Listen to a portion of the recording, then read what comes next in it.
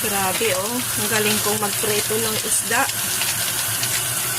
Ay na, wala nang natira, puro turog-turog na lang yung kanito.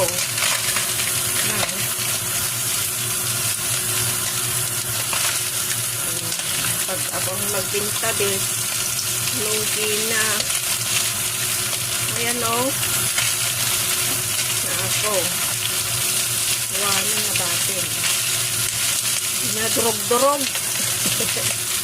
Hindi ako marunong magpreto. Nakagusto. Kakahiya.